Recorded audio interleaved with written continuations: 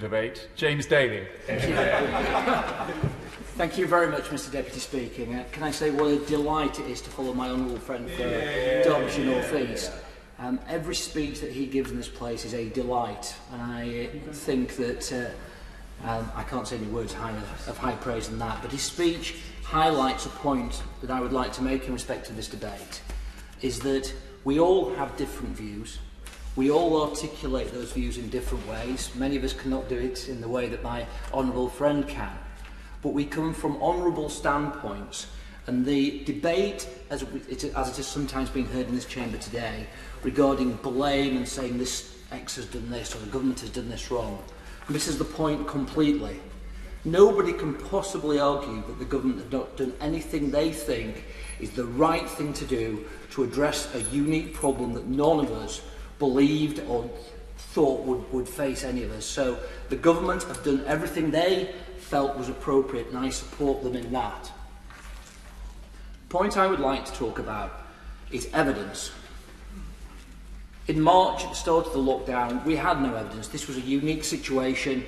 It was a situation where ad hoc measures had to be put in place because there was no blueprint in terms of what to do.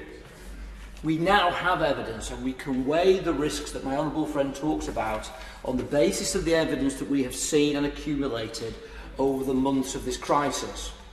And I use as an example pubs, restaurants and the hospitality sector in my seat. All honourable members, I'm sure, have been faced with pubs and landlords and proprietors of businesses who have said that if we were to have a further lockdown, then our business would come to an end.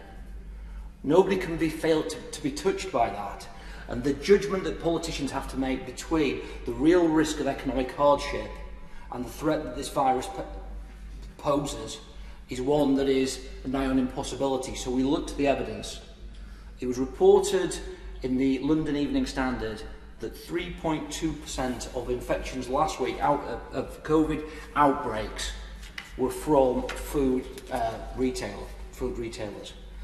We must always look to the evidence to support our judgments.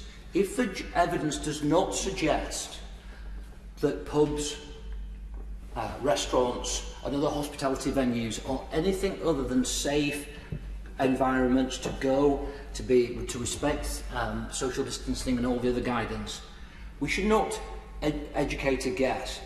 The eminent scientists who advise the government may take a view in respect of the perceived threat, but I firmly believe that the pubs and the hospitality sector within my seat have proved themselves to be safe, COVID-secure environments. There has not been an outbreak in my seat, and my seat has been in restrictions for now nearly 8 months. I further, Mr Deputy Speaker, as my time comes to an end, says this, that I welcome the opportunity to contribute to the debate regarding COVID. It is too important for all of our constituents, for MPs not to be able to stand up and debate these matters at length.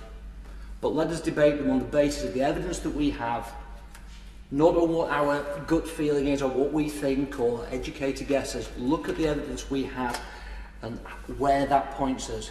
And in my opinion, the evidence that we have points to businesses that are currently at risk of being shut down as being safe environments. The pubs, the restaurants and the hospitality sector within Bury deserve our support, and I hope, with a scrutiny of all the evidence, that they will be kept open and no further restrictions will be put in place on this very important sector within my area.